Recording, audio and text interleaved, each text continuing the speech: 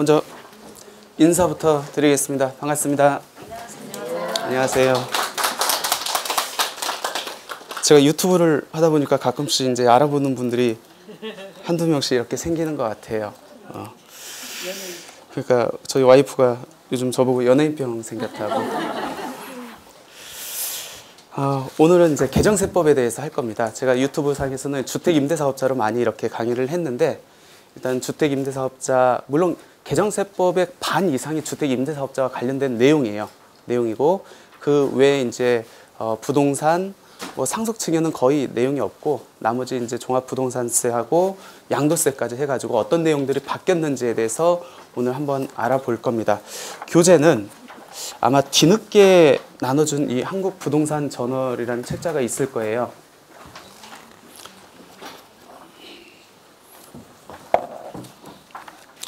페이지 14페이지부터 시작되거든요.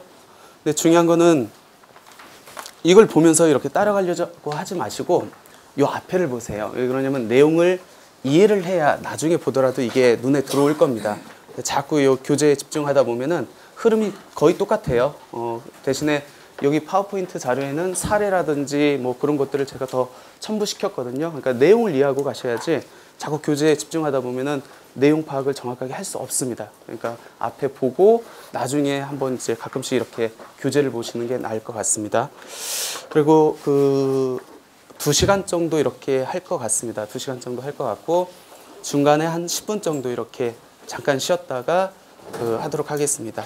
첫 번째 시간에는 제가 재산세, 취득세, 종합부동산세, 소득세 일부까지 하고 잠깐 쉬었다가 이제 소득세 일부 하고 그 다음에 양도소득세에 대해서 한번 설명을 드리도록 하겠습니다.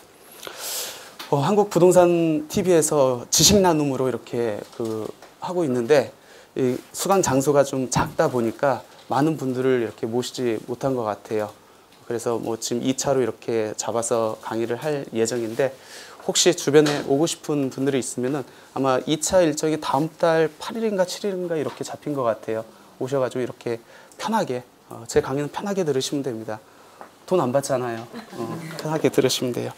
그럼 한번 들어가 볼게요. 내용이 좀 방대해요. 방대하고 모르겠어요. 저한테 상담 오시는 분들은 내공들이 어느 정도 오신 분들이 일부러 저한테 찾아오거든요. 특히 주택임대사업자 관련돼서는 제가 상담을 하다 보면 깜짝깜짝 놀라요. 이분이 이 정도까지 알고 있네? 웬만한 세무사들보다 훨씬 많이 알고 오신 분들이 꽤 많습니다.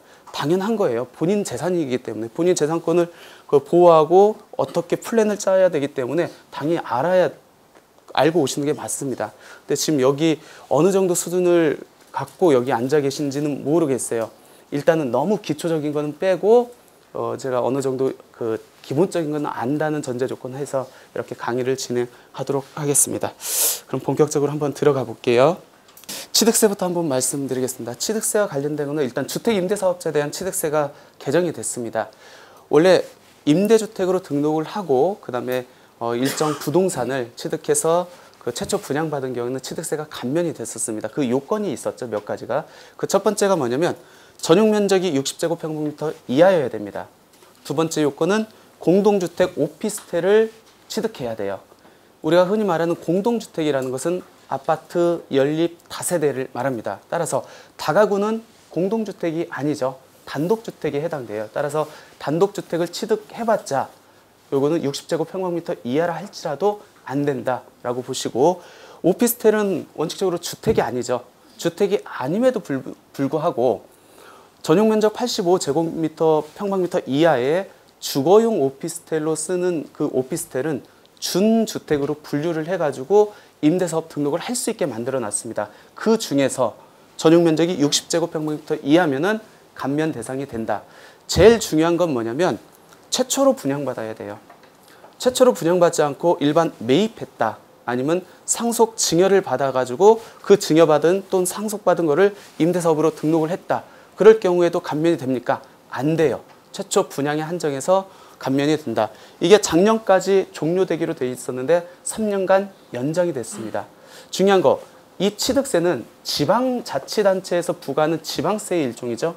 따라서 주택임대사업자를 시청, 또는 구청에다만 등록하면은 취득세 감면을 받을 수 있습니다.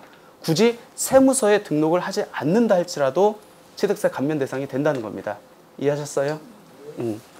그러면 이번에 이제 요 관련돼서 어떤 게 바뀌었냐면 감면 추진 규정이 추가가 됐습니다. 즉 우리가 임대사업 등록을 하면은 두 가지로 할 수 있죠. 첫 번째가 단기 임대주택이고 두 번째가 장기 임대주택입니다. 단기 몇 년이죠? 4년. 장기는 8년. 근데 그 와중에 그러니까 4년, 8년을 도달하기 전에 매각을 합니다. 그러면 어떻게 되죠? 일단 첫 번째 과태료 부과가 되죠. 그리고 취득세는 감면받은 게 추징될까요? 안 될까요? 추징됩니다. 근데 그동안에는 법에서 임대 외의 용도로 사용하거나 매각 또는 증여한 경우로만 한정돼 있었어요. 즉 임대 조건을 위반한 경우 5% 우리 증액 제한 조건이 있잖아요. 그거를 위반해도 추징 감면 사유가 안 됐습니다. 근데 이번에 폭넓게 임대사업자 등록이 말소된 경우를 집어넣었어요. 그럼 임대사업자 등록이 말소된 경우가 어떤 것들이 해당합니까? 요 9가지 것들이 해당돼요. 1번부터 9번까지.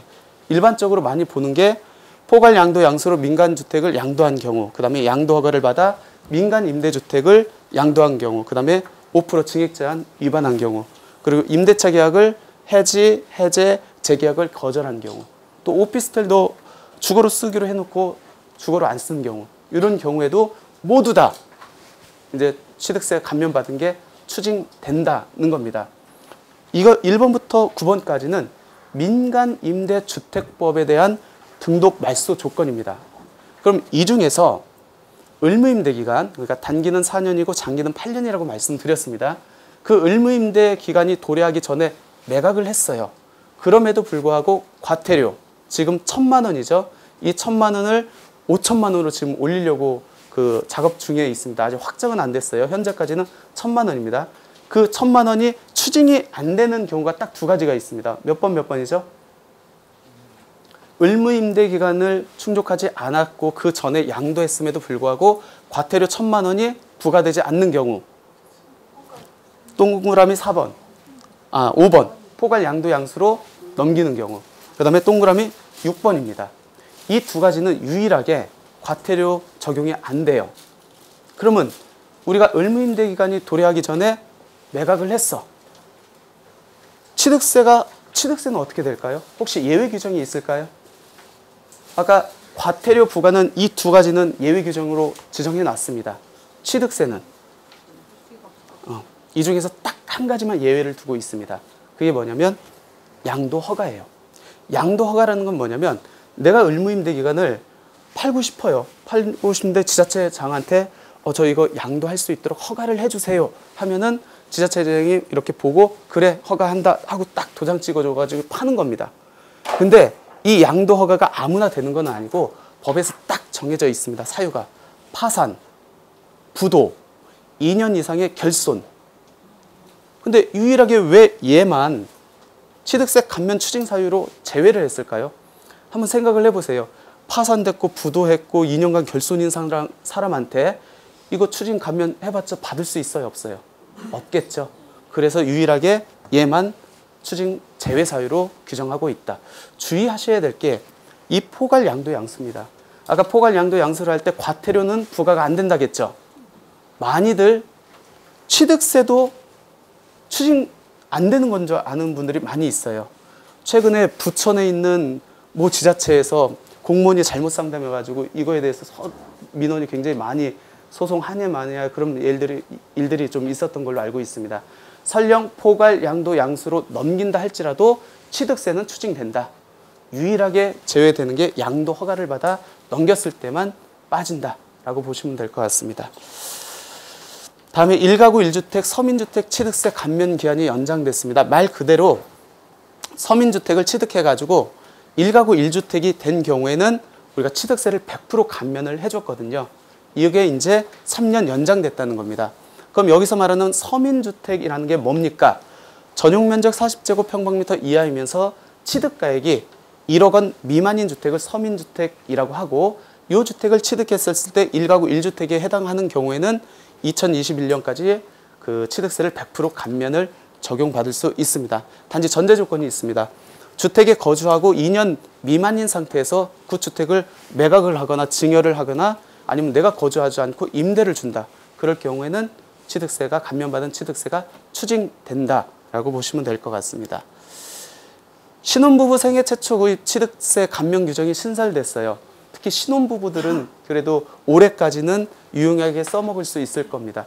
그럼 신혼부부의 정의가 뭡니까? 두 가지로 나눠서 볼 수 있습니다. 첫 번째는 혼인신고일을 기준으로 해요. 혼인신고 날로부터 5년 내, 5년이 넘은 사람들은 신혼으로 안 보겠다는 겁니다. 그리고 주택을 취득했습니다.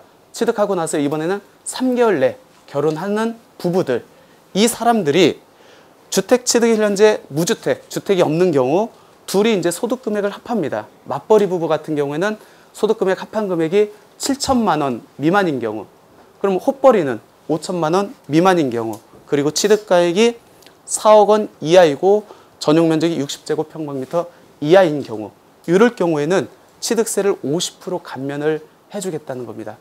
지금 취득세는 어떻게 과세가 되죠? 주택수에 영향이 있습니까? 없습니까? 그러니까 주택을 내가 몇 채 소유하고 있는지에 따라서 취득세율이 달라지나요? 아니요. 그건 전혀 없죠. 취득가액이 중요한 겁니다. 취득가액을 어떻게 나누죠? 6억, 9억, 12억 이렇게 해서 뭐 1%, 2%, 3% 이렇게 규정하고 있습니다. 설령 공동 명의로 취득한다 할지라도 취득세가 달라지나요? 아니요. 취득세와 재산세는 한 사람 명의로 하나의 주택을 취득하건 하나의 주택을 두 사람 명의로 취득하건 간에 달라지진 않습니다. 양도소득세는 달라지죠. 그래서 공동 명의로 하려고 하는 이유가 종합부동산세나 양도소득세는 개인별로 과세가 되기 때문에 쪼개려면 실익이 있죠. 근데 지방세는 큰 실익이 없다라고 보시면 될 것 같고, 이 주택을 구입을 했어요. 구입을 하고 나서 3년 내 감면을 받았으니까 이 주택을 매각하거나 증여하거나 내가 살지 않고 임대를 줬다. 그러면 감면받은 취득세가 추징된다라고 보시면 될 것 같습니다. 이제 현물출자 취득세 감면 규정인데, 최근에 이제 임대사업자들, 그러니까 임대사업도 뭐 상가 임대사업자, 주택 임대사업자들이 세금이 많다 보니까 또 다주택 중과도 문제가 되다 보니까 법인으로 많이 이렇게 전환을 하는 사례들이 많이 있습니다. 그 전환은 과정의 하나가 이 사업 양도 양수 또 현물출자라는 방법이에요. 이렇게 했었을 때 법인 입장에서는 부동산을 취득하는 거잖아요. 그럼 취득세 내야죠. 그 취득세를 작년까지 100% 감면을 해줬는데 올해부터 75%를 감면을 해주겠다는 겁니다. 그럼 어떤 사유에 해당됐었을 때 취득세가 감면됩니까? 첫 번째, 현물출자. 두 번째, 사업 양도 양수로 법인이 개인 거를 취득했었을 때 감면을 해준대요. 차이점이 뭐죠? 현물출자는 뭐죠? 예를 들어서 내가 주택을 가지고 있어요. 주택 임대사업자입니다. 예를 들어서 3억짜리예요. 3억짜리 감정을 받아서 그럼 3억이라는 게 나오겠죠. 이걸 법인한테 넘기는데 법인한테 돈을 받는 게 아니고 내가 자본금으로 출자하는 거예요. 그럼 난 뭐 받죠? 주식을 받죠. 주식을 받습니다. 그러니까 돈을 받는 게 아니고 그냥 자본금으로 그냥 출자하고 주식을 받는 겁니다. 그게 현물 출자예요. 사업 양도 양수는 뭐죠? 사업 양수는 뭘 받아요? 돈을 받는 거예요. 즉 법인이 개인 거를 돈 주고 사는 겁니다. 그럼 어떤 차이가 있죠? 현물 출자는 당장 법인이 돈이 없어도 되는 거고, 사업 양도 양수로 갈 경우에는 법인이 일단 돈을 가지고 있어야겠죠. 그 차이점이 있습니다. 아무튼 현물 출자나 사업 양도 양수로 갔을 때 올해는 취득세가 25% 경감돼 가지고 75%를 받을 수 있고, 혹시 법인이 이제 취득을 했겠죠. 법인이 취득해 가지고 5년 이내에 정당한 사유 없이 사업을 폐업하거나 또 해당 자산을 처분하거나 받은 주식을 양도했었을 때는 요거 취득세 추징된다라고 보시면 될 것 같습니다. 여기까지가 이제 취득세 개정 내용입니다. 개정 내용이에요. 이제 재산세 한번 넘어가 보도록 하겠습니다. 재산세는 언제를 기준으로 세금 내죠? 6월 1일 보유세입니다. 보유세가 두 가지가 있죠. 현재 재산세하고 종합부동산세 두 개 다 6월 1일을 기준으로 부과를 하고 있습니다. 한번 재산세 들어가 볼게요. 재산세 이번에 그 개정세법은 모두 다 주택 임대사업자와 관련된 내용들입니다. 그러면 먼저 규정을 좀 알아야 될 것 같아요. 주택 임대사업자와 관련된 재산세 감면 규정은 두 가지로 구분을 해서 보셔야 됩니다. 명확히 틀려요. 얘는 임대주택에 대한 재산세 감면이고 쟤는 장기 임대주택에 대한 재산세 감면입니다. 비슷하죠? 앞에 장기자가 붙어 있느냐 안 붙어 있느냐 이제 그 차이밖에 없는데 법 규정이 틀려요. 얘는 지방세 특례제한법 31조고 쟤는 31조 3에서 규정하고 있습니다. 얘가 더 그 혜택이 많아요. 혜택이 많다는 거는 그만큼 요건이 까다롭다는 얘기예요.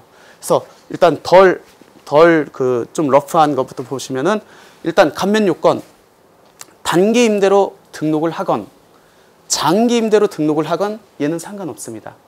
그리고 재산세 감면 요건이 공동주택 플러스 오피스텔 합해가지고 두세 대 이상이면 돼요. 즉 내가 하나의 아파트를 갖고 있고 하나 오피스텔을 갖고 있어요. 그럼 두 개 합해서 이 요건은 되죠. 근데 지금 제가 말한 케이스가 공동주택 2세대는 안 되죠. 아까 공동주택이라는 거는 아파트 연립 다세대를 말씀드렸잖아요. 그러면 내가 아파트를 하나 갖고 오피스텔을 하나 가지고 있다. 얘는 충족이 되지만 얘는 충족이 안 되겠네요. 맞죠? 네. 그렇게 차이가 있습니다. 일단 두 세대 이상이면은 전용 면적에 따라서 60제곱평방미터 이하면은 50%, 85제곱평방미터 이하면은 25%를 감면을 해줍니다. 즉 내야 될 세금에서 깎아주겠다는 거예요.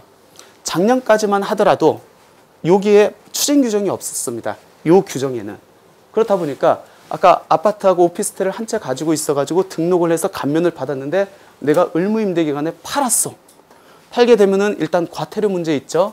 근데 그 과태료가 포괄 양도 양수하고 양도 허가를 받은 경우에는 부과되지 않는다겠죠. 대신에 취득세는 포괄 양도 양수를 간 경우에는 추징된다. 재산세는 추징이 안 됐어요. 얘는. 왜? 법에서 규정이 없었습니다. 근데 이번에 만들어놨습니다. 즉 의무임대 기간에 임대사업자 등록이 말소된 경우 아까 봤죠?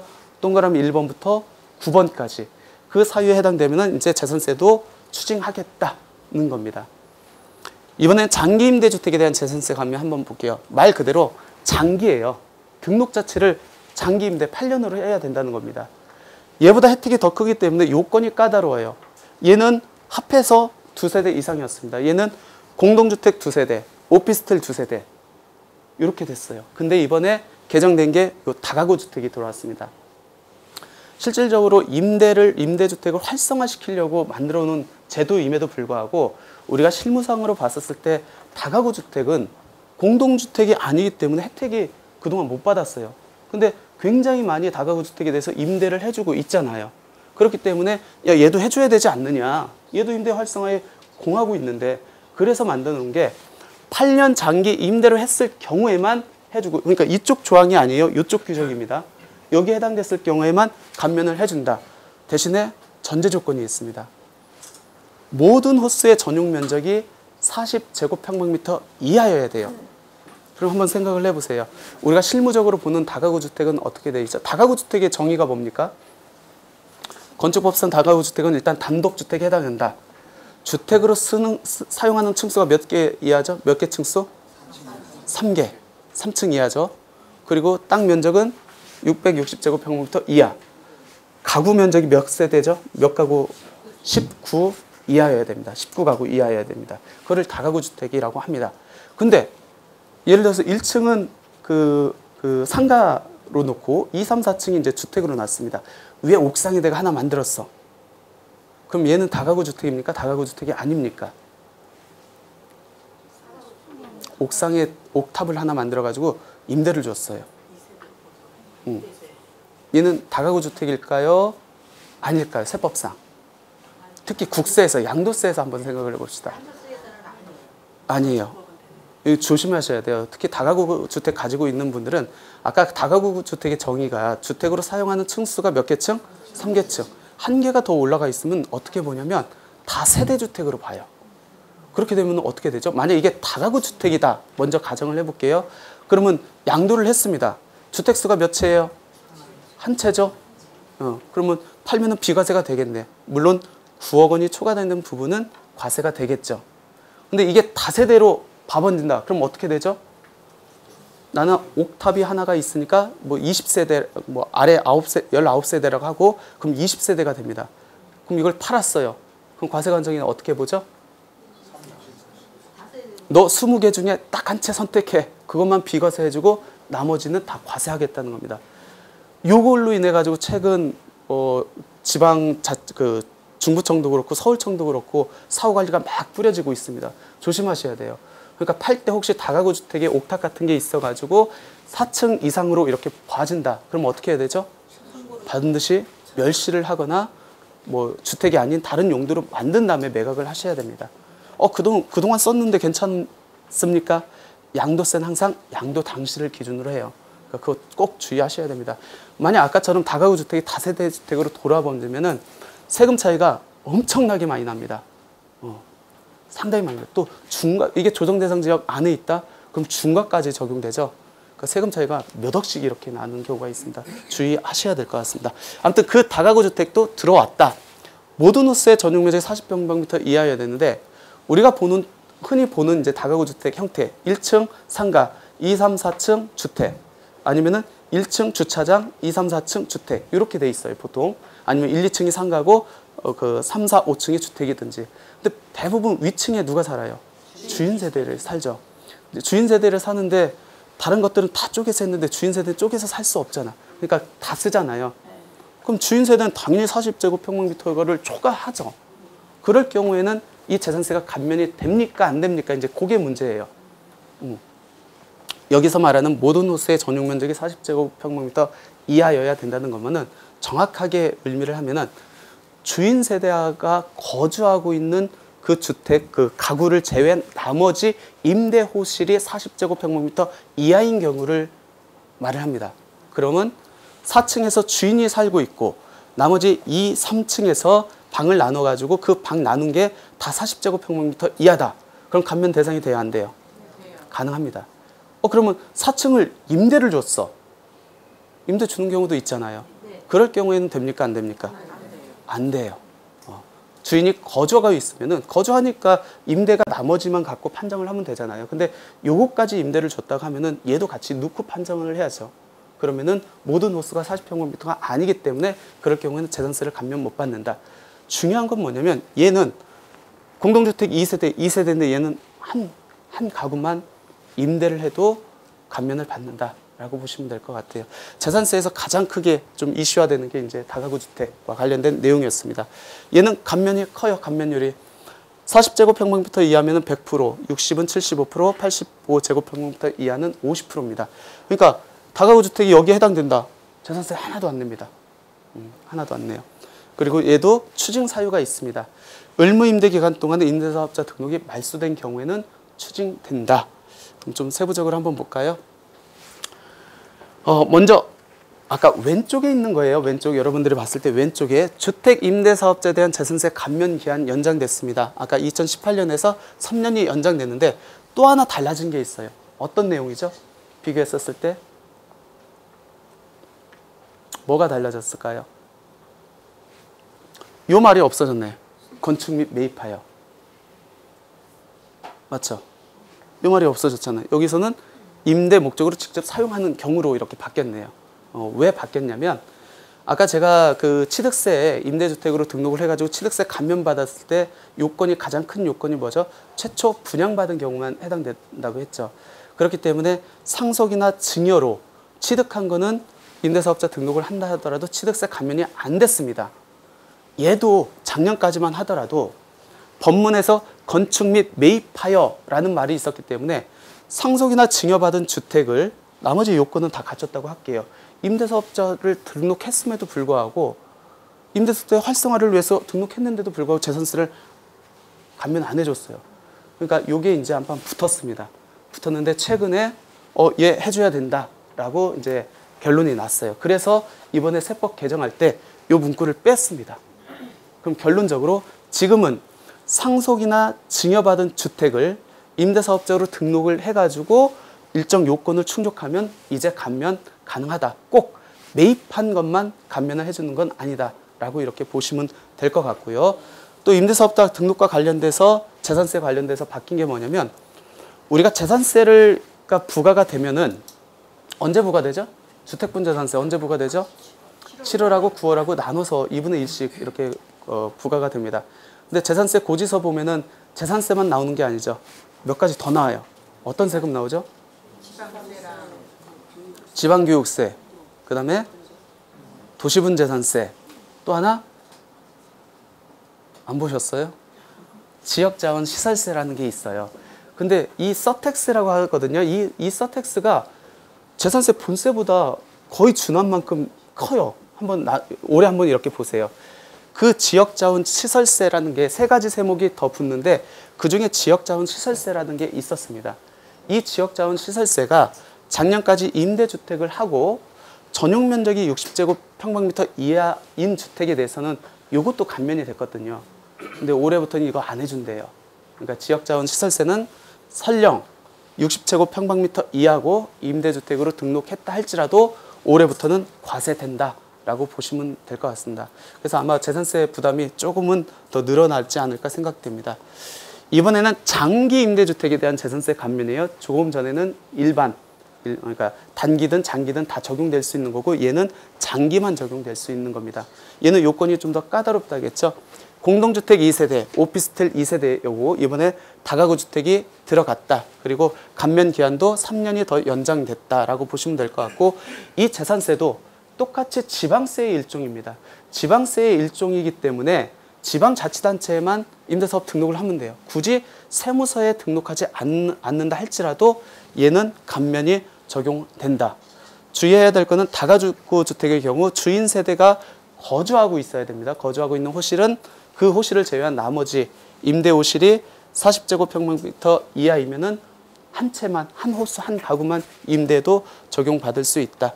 얘도 마찬가지로 올해부터는 지역자원시설세가 감면이 적용되지 않습니다.